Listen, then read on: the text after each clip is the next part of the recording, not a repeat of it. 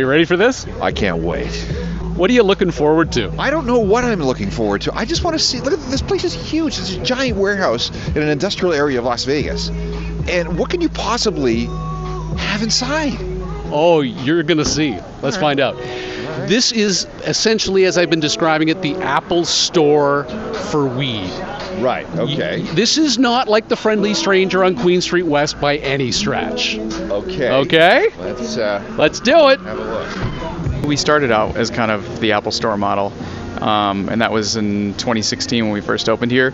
And actually, we kind of felt the Apple Store model failed because we did have the big wooden tables with iPads, and what we were seeing is that wasn't really efficient for getting customers in and out, as quickly as possible. And what happened is we started to see lines going out the door, and we were like, okay, we gotta rethink this. So we kind of took a more streamlined approach. Got the queue, got everything. So we still are using the same wooden tables here, but now we have everything out on the table for people to smell. A bud tender at each station, and that allows us to process the queue much quicker. So, of course, this is all about the Benjamins. Yeah, sure. It's all about making money. This is the most efficient model for you? Yeah, I would say so. Yeah, and then of course we also have the express window. So if you know what you want and you don't want to wait in any kind of line, you can text your order in or go to the reefpickup.com and place your order online too. So with this coming to Canada in the very near future, what's the best lessons you've learned over the course of the last year with legalization here since 2017 or so? Yeah, So I would say the best lessons that we've learned, Nevada has like the strictest regulations in the country. Obviously, this state knows how to regulate vices. I mean, gambling's legal here, among other things. So they took that same approach when writing the laws for cannabis, and so it's a very strict set of regulations. I think that's a great model to follow because you look at areas like California where it's a little more gray, or each district has its own, or in the past has had its own set of regulations, and things start conflicting and it gets really confusing, and then and that just keeps the black market thriving.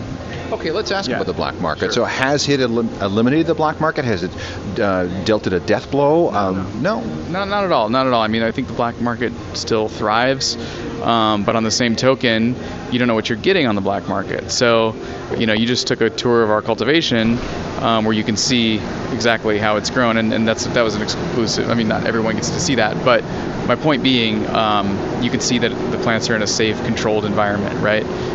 In the black market, you could be grown in some guy's closet. There could be mold, heavy metals, mildew, anything. Right, exactly. So, and because everything is tested and it has to go through testing, if it fails, we have to destroy it.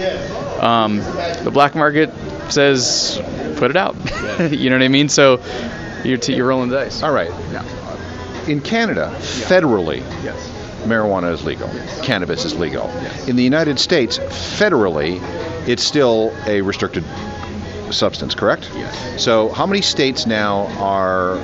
So the states are in charge of their own cannabis ruling, law, right? Yeah. Okay.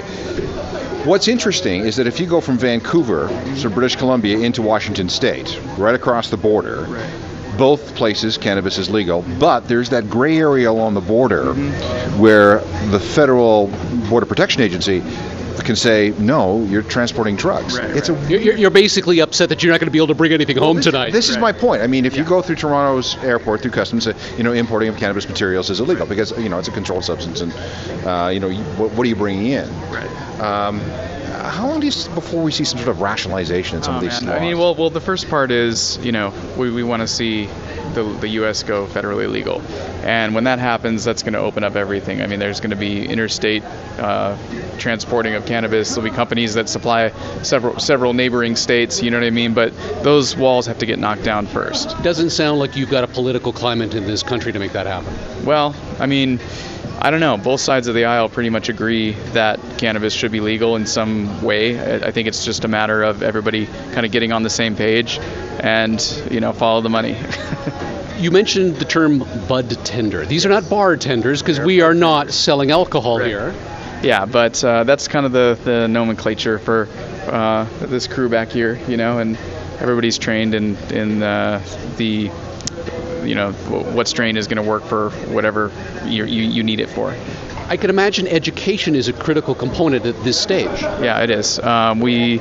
We have several in-house training videos, manuals. Well, I mean more for the clients, the customers, than the actual people behind the counter. Oh yeah. I mean, we do get since this is Las Vegas and we're located just off the Las Vegas Strip. This location sees probably 85-90% tourists. Our other Southern Nevada location is almost all locals because that's in North Las Vegas, so it's not a tourist popular area. So yeah, a lot of people come to Las Vegas kind of wanting to let their hair down. What happens in Vegas stays in Vegas. They want to try cannabis for the first time. So just so I'm clear, the facilities that we saw supply just this store. Incorrect. The facility that we toured supplies all 4 of our Nevada locations, but just this brand, basically. Right, okay. Right. So Trike is our parent company and our in-house brand, and Trike supplies all 4 Reef Dispensary locations. Now, in Arizona, we have a separate cultivation and 2 dispensaries out there, but because of what we were talking about earlier, we have to grow it out there to supply those 2 locations. We can't grow it here and then take it over there. What against the law? The education side. Yeah.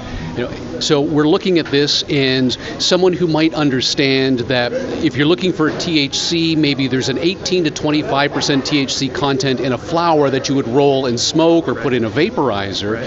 But when it comes to liquids, when it comes to edibles, we're not talking about percentages, we're talking about milligrams. It feels like a real apples to oranges scenario right now. How do I know what I'm getting and what it's going to do for me? Alan points out, you know what you're getting when you've got a martini versus a beer.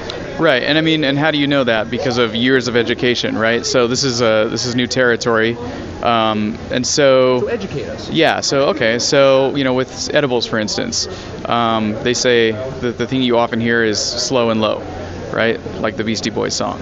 You go slow and low. That means a small quantity, and allow it a good hour or 2 to take effect.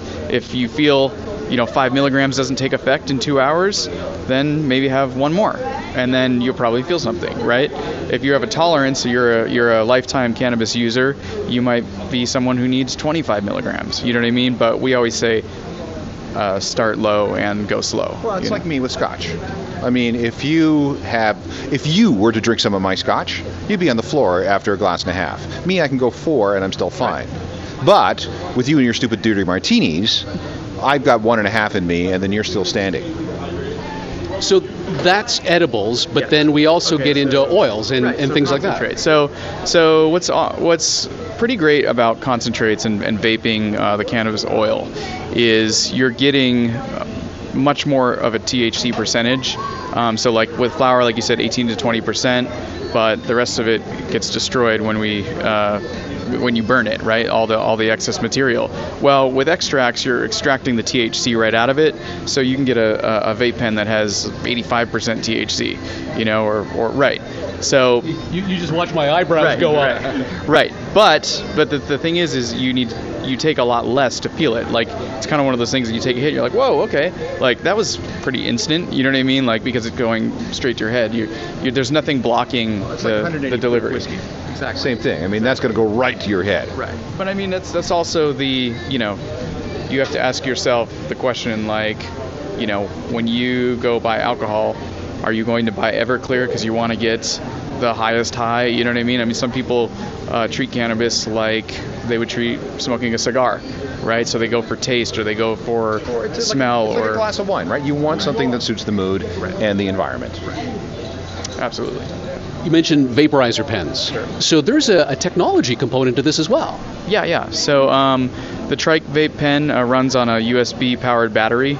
Oh, great. Something else I have to charge. Yeah. So, exactly. So you plug that in, 15 minutes. When it's ready, it lights up, and then you screw in your cartridge, which has the oil in it, and then you use that cartridge, and then when you're done with it, you go buy another cartridge, keep the battery, and go from there. Oh, so now not only do I have to remember to charge the thing, but it's like a K-cup. I have to remember to buy the pods. Hey, I mean, but think about what you would have to do if you actually wanted to roll a joint. You'd have to grind the flour. You know what I mean? So it takes a lot of that extra workout and gives a cleaner, more potent delivery. So if this is the big tourist destination, when the tourists come in, what are they looking for? What are they asking? What's their experience? Well, one of the funny ones I see is like, well, I don't want to smoke it, but I'll eat it, you know. And That's me. Right, but that's the issue, is that because because smoking anything we've deemed as bad for our health over you know, because of cigarettes and you know, really hard drugs, bad drugs, right?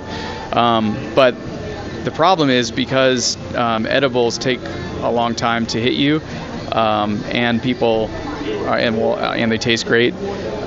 People often overindulge, so they'll, you know, eat a whole 250 milligram Rice Krispie treat and then be wigging out 2 hours later. Okay, then your best advice if someone finds themselves in an overdose situation. Okay, best advice: 1, you're not going to die.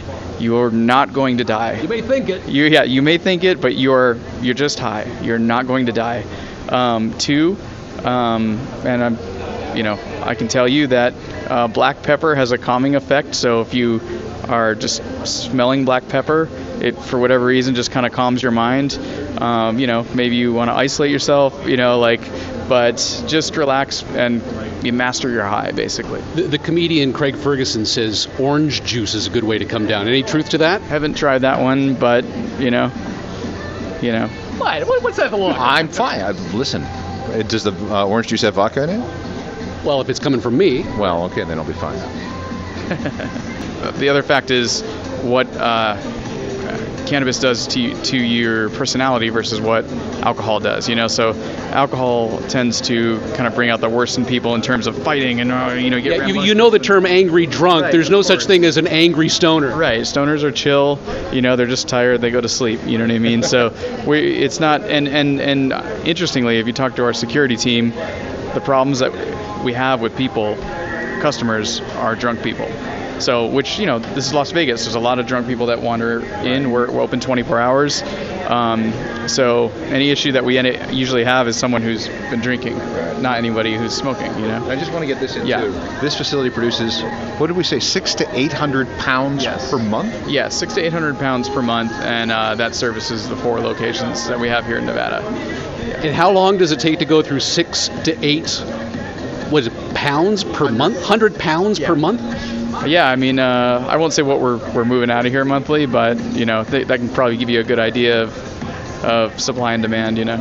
Yeah, maybe you could ship some up north. I think we're a little short. Actually, that's true. You can't. Yeah, I can't. But yeah, we'd love to, but we can't. Las Vegas.